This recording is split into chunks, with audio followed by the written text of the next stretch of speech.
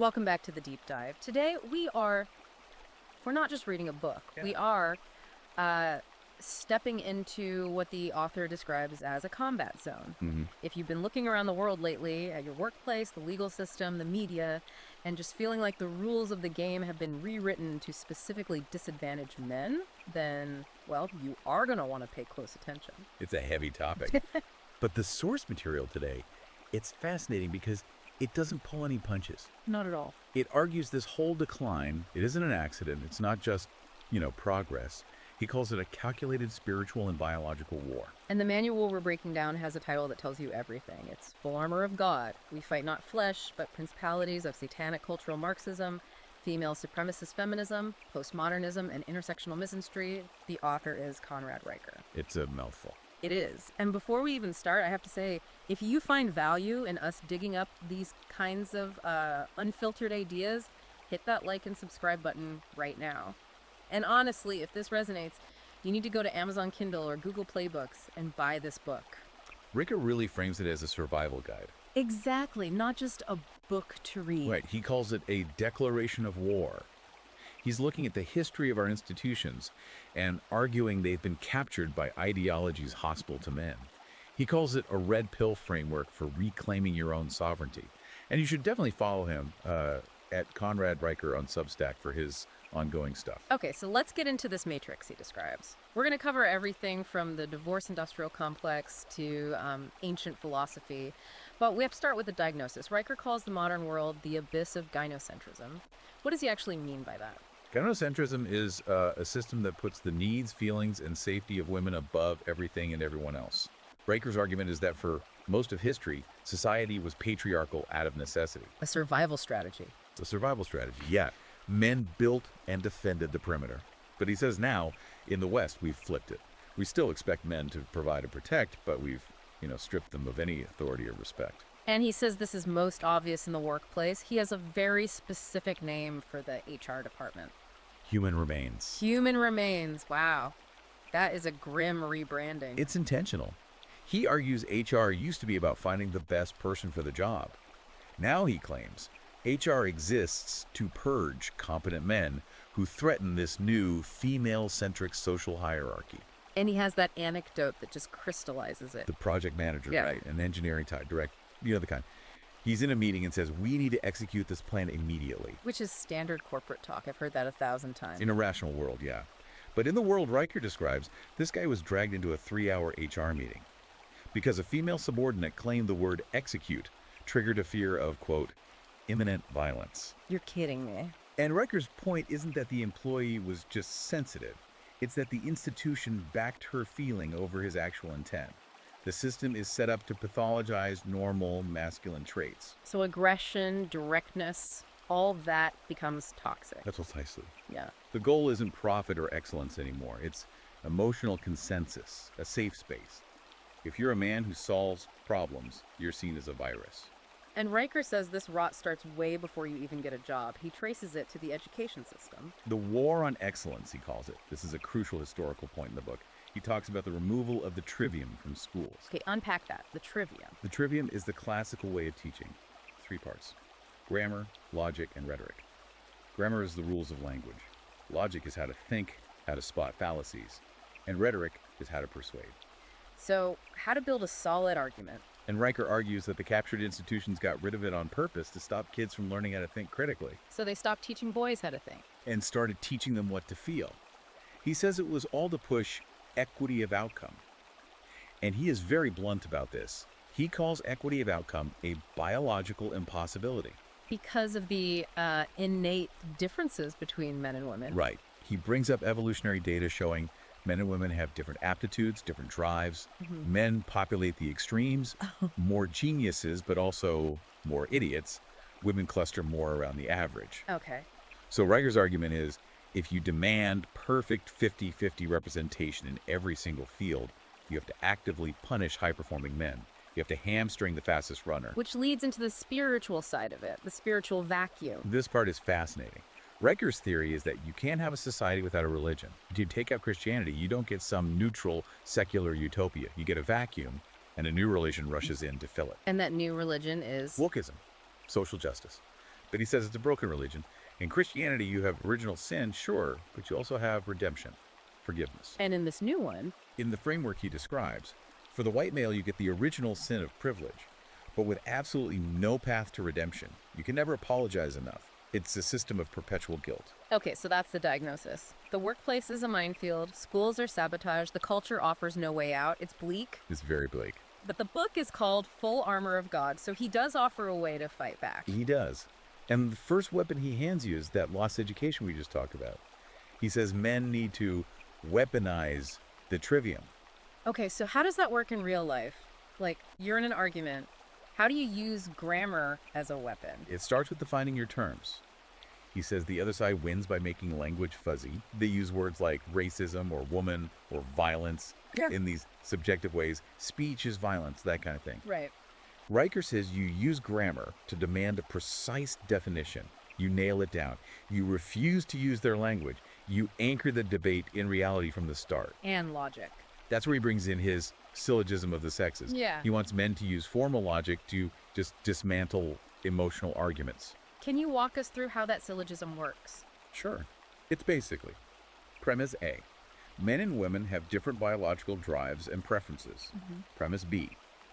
Different preferences lead to different life choices, like what job you take.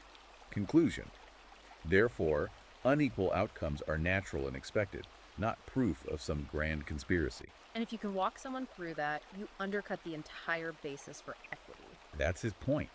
But that first premise about biology, that is the bedrock of the whole book. He dives into what he calls the dark truths of female biology. He uses a lot of manosphere terms here, right? Hypergamy. Absolutely. Yeah. He completely rejects the blank slate theory. He points to things like the SRY gene, testosterone. He calls it the fuel of civilization. But the core concept he keeps coming back to is hypergamy. For anyone who doesn't know, what's the simple definition? Hypergamy is the theory that women have an evolutionary drive to marry up, find a partner with higher status, more resources, better genes. Riker says it isn't shallow, it's a survival instinct. And this leads to that phrase he uses, alpha fucks, beta bucks. It's crude, yeah, but he uses it to explain the dual mating strategy. The theory is that women need two things: good genes from the alpha, the exciting, dangerous guy, and security and provision from the beta, the reliable provider. And Riker says the modern state has just completely broken this dynamic. Totally broken it. Because the state now provides the security. This is his state as uber beta concept. The government is the new husband. Exactly. Through welfare, child support, the family court system, a woman doesn't need a beta male for survival anymore, because the state takes resources from men through taxes and just gives them to her. Which brings us to the wage gap. He calls it a choices gap. Yeah, he's very data focused here. He points out that men do almost all of the most dangerous jobs: logging, mining, combat. Men work longer hours. Why? To get resources to be an attractive mate, to satisfy hypergamy. He says the gap isn't about discrimination, it's about men trading safety for money. He also goes after the myth of the peaceful matriarchy.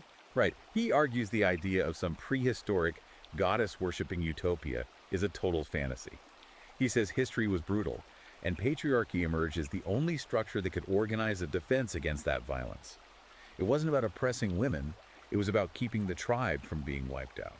Let's shift to the battlefield where he thinks men are taking the worst casualties: family and law. He calls the family court a racketeering enterprise. This is maybe the most fiery part of the book. He basically describes the divorce industrial complex as a machine designed to strip men of their kids and their money. The system, he argues, has a financial incentive to break up families. That's how the lawyers get paid. And his take on the deadbeat dad label is, wow, it's really controversial. It's a complete reframe.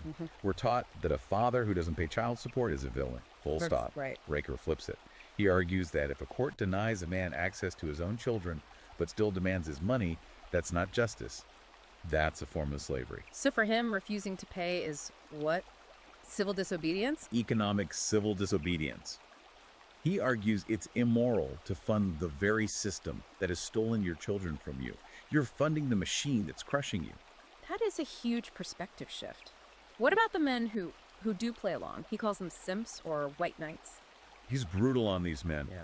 Riker argues that the simp The man who enforces all these feminist rules hoping for a little validation is actually an economic saboteur. How does that work economically? He says it's like inflation. If you give away your attention, your protection, your resources for free without demanding anything in return. You devalue what you have to offer. Exactly. You create an inflation of female ego and a deflation of male worth. You wreck the sexual marketplace for every other guy trying to hold a standard. So if you're trapped in this hostile environment, what's the strategy? He suggests becoming a gray rock. The gray rock method. It's tactical boredom. Riker says these systems and the people in them, they feed on your emotional reactions. They want you angry. They want you to apologize. They want you to cry. That gives them power. So you just give them nothing. You give them nothing. You become unreactive, emotionally flat. You answer with facts. You don't justify, argue, defend, or explain. You just exist like a boring gray rock. You starve the emotional vampire. Okay, that's the defense. The title is Full Armor of God. Let's talk offense. He adapts this biblical metaphor into a secular red pill framework. He does, yeah. It's 4 key parts. First is the belt of truth. And for Riker, truth isn't theology. It's biological reality. It's accepting hypergamy, demographic data, all the hard truths society calls hate speech. He says you have to strap that truth on and never take it off. Then the breastplate of righteousness. He interprets this in a purely physical way. It's your body. He says the dad bod is a psychological operation, a psyop. A soft population is easier to control. The breastplate is about lifting heavy weights, being physically formidable, capable of violence, but disciplined. Third is the helmet of salvation. That's protecting your mind from gaslighting. When the media tells you diversity is our strength or masculinity is toxic, the helmet is your mental filter. It keeps your internal monologue pure. And finally, the sword of the spirit. That's the offensive weapon. That's the logic and rhetoric we talked about. It's not enough to just know the truth. You have to be able to articulate it, to cut through bad arguments. It's the ability to speak dangerous truths clearly. He also mentions a demon of effeminacy, Malakia. Yeah, it's a Greek term. He sees it not just as physical softness, but moral softness. The inability to stand for anything, the worship of comfort over truth. He calls it a spiritual sickness in modern men. To fight that, he prescribes a detox, a Daniel fast for the mind. This is his practical challenge. He argues modern men are trapped in dopamine loops.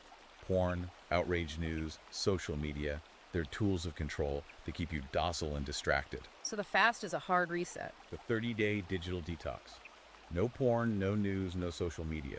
He says if you can't control what you look at, you can't control your life. You have to reset your brain's reward system to get your focus back. So when you zoom out, what's the end goal here? Is he trying to save the system? No, absolutely not. And that's the final paradigm shift. Riker believes the institutions are too far gone. You can't fix human remains. You can't reform the courts. They're designed to be what they are now. You cannot save a civilization that hates you. That's the quote. But the second part is key. But you can survive its fall. He's calling for a masculine renaissance.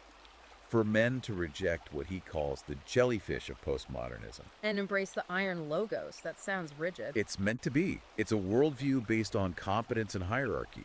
It's about recognizing order is better than chaos. He wants men to become the remnant, the ones who hold on to the truth and are ready to rebuild when the current system finally collapses. So it's not a call to protest, it's a call to become a fortress. To become dangerous, competent, and sovereign. Yes, Riker calls it dangerous knowledge because once you see the world this way, you can't unsee it. This has been an incredibly intense deep dive. Whether you agree with every single point or not, the framework he offers, it connects the dots. It explains the fracture so many men are feeling. It gives a vocabulary to a frustration that is usually just silenced. If you're feeling that fire, you need to go to the source. Go to Amazon Kindle, go to Google Playbooks right now, buy Full Armor of God by Conrad Riker, support the author. This is the manual you didn't know you needed. And definitely follow him at Conrad Riker on Substack. The analysis is ongoing, and it's essential for keeping that helmet of salvation on tight. Absolutely. Like, subscribe, and share this deep dive with a friend who needs to wake up and see the battlefield for what it is. This is dangerous information, but it might just be the thing that saves you. Thanks for listening to The Deep Dive. Stay sharp.